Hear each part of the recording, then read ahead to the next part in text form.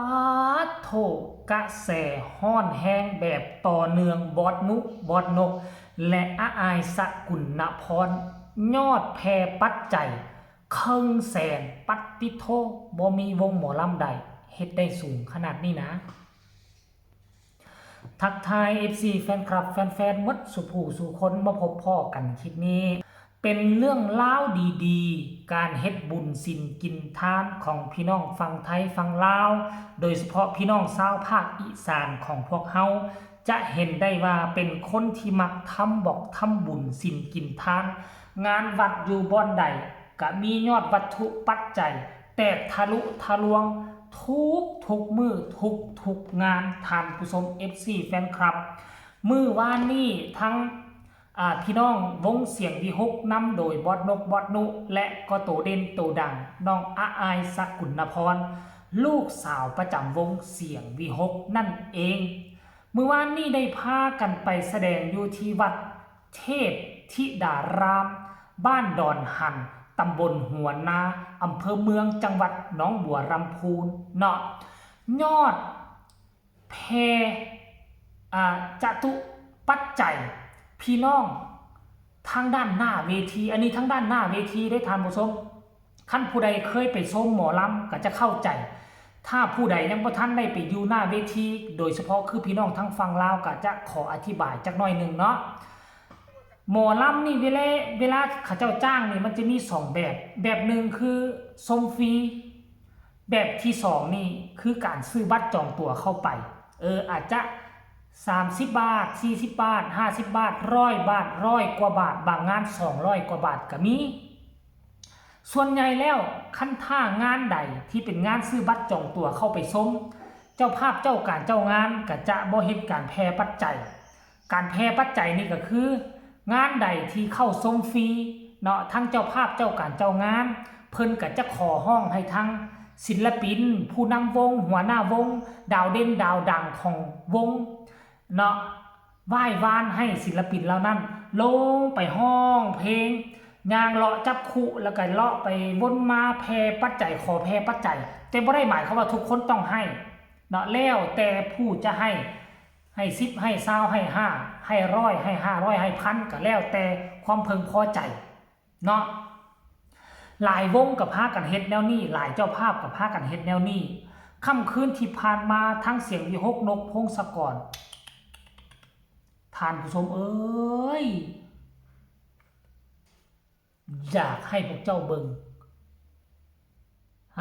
มันสนามหลวงละบ่นี่มันบ่แม่นสนามหมอลำธรรมดามันไงซ้ำสนามหลวงละได้ท่านผู้ชมป๊าดโถมันเขามาเบิ่งหยังกระดักกระดอกะเบิ่งนกพงศกรเบิ่งน้องอาอายบ่ป๊าดโถคันว่าเก็บบัตรจองตัวนี่บ่ต่ำกว่าล้านละบ่นี่ป๊าดติโถสมพอดอกเนาะท่านผู้ชมเอ้ยป๊าดโถด้วยความกระแสโด่งดังของเสียงวิหกด้วยความมาแฮงของอาอายสกุลพรในช่วงนี้จึงเฮ็ดให้ FC แฟนคลับลังไหลกันเข้ามาชมด้านหน้าเวทีมากันทั้งอำเภอมากันทั้งเมืองมากันทั้งจังหวัดนับคนนี่บ่ต่ำกว่า10,000 คนละบ่คันเก็บคันล้อมสังกะสีเก็บเงินนี่ก็สังกะสีแตกอะญะเขาเอิ้นว่าขยายสังกะสีละเนาะแล้วบัดนี้ก็ไปแพเงินได้บ่เนี่ยบอดนกบอดนุ่งพากันไปแพเงินเนาะไปแพเงินได้มาทั้งหมด47,360 บาทยอมือสาธุนำบ่แม่นว่าทุกวงจะได้ขนาดนี้บางวงบางสถานที่ 2-3 พันบางสถานที่ก็ 4-5 พันบางบอนก็ทะลุ10,000ส่วนใหญ่ก็จะอยู่ในราวๆ 5-6 พันหา10,000แต่บ่คิดบ่ฝันว่าพี่น้องทั้งบ้านดอนหันตำบลหัวนาอำเภอเมืองจังหวัดหนองบัวลำพูเป็นหมู่บ้านที่ใจบุญที่สุดอีกหมู่บ้านหนึ่งอยู่ในเขตภาคอีสานของประเทศไทย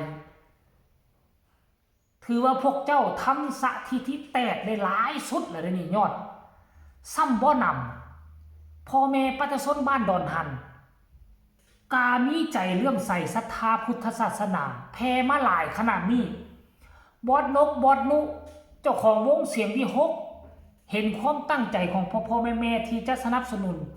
ส่งเสริมวัดว่าอารามบอดนุบอดนกซัดเข้าไปอีกตืมได้ถึง59,000 บาทปาดโถบอดนกบอดนุว่าสั้นรวมต่อยอดทำบุญกับพี่น้องบ้านดอนหันยอดรวมทั้งหมด59,000 บาทอนุโมทนาสาธุบุญครับแฮชแท็กนกพงศกรแฮชแท็กหมอลำเสียงวีหกปาดเบิ่งคนทั้งสวยทั้งงามทั้งรอพ่อแม่พี่น้องผู้เฒ่าผู้แก่ลังไหลกันเข้ามาเต็มหน้าเวทีท่านผู้ชม FC แฟนคลับเดี๋ยวไปฟังคำคิดคำเห็นก็แล้วกันหลังจากเห็นยอดแพรวัตถุปัจจัยทะลุทะลวงครึ่งแสนพระเอกเบิร์ดก็สาธุครับว่าซั่นตู้นี่ก็ว่าสาธุน้ำเด้อครับอนุโมทนาบุญด้วยครับว่าซั่นเด้แม่บ่ได้ไปจ้าว่าซั่นสาธุน้ำเด้ออนุโมทนาสาธุด้วยครับว่าซั่นคนนี้ก็บอกว่า อนุโมทนาบุญครับสาธุสาธุผู้ต่อมานี่ก็ว่าโอ้ย่อมือสาธุน้ำเด้อว่าซั่นเด้ป้าโถ FC แฟนคลับมาใจดีแท้ซั่นอนุโมทนาสาธุบุญครับผมว่าซั่นเด้โอ้โหท่านผู้ชมเอ้ยมีแต่คนย่องย่อสรรเสริญมีแต่คนเว้าคำว่าสาธุสาธุร่วมกันดังๆตอนนี้ไปวงเสียงวิหกก็จะมีแต่แนวดีๆสิ่งดีๆเข้ามาในชีวิตเนาะที่สำคัญน่ะมันจะมาเสริมเติมแต่งการที่ออกไปแพร่วัตถุปัจจัยได้ทะลุทะลวงขนาดนี้เจ้าภาพเจ้าการเจ้างานผู้ที่จ้างการจ้างงานเพิ่นก็อยากจ้างต่อ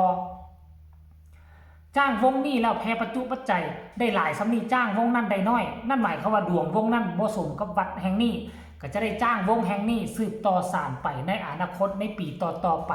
ค่อยเชื่อมั่นว่าคันยอดทะลุทะลวงขนาดนี้ทางวัดทางว่าเพิ่นก็คงจะจองเสียงวิหกในปีต่อไปเป็นแท้แน่นอน 100% อันนี้ก็เป็นเพราะความโด่งความดัง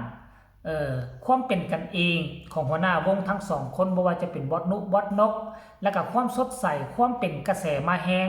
ในปัจจุบันในโลกโซเชียลของลูกสาวอาอายสกุลนพรมันจึงเป็นตัวขับเคลื่อนพักดันให้มี FC แฟนคลับมี FC แฟนๆเข้ามาเต็มอยู่ทางด้านหน้าเวทีคันว่าเอาวงบ่โด่งบ่ดังเขาบ่อยากเบิ่งคนก็คงบ่มาเต็มปานนี้คันคนบ่มาหลายปานนี้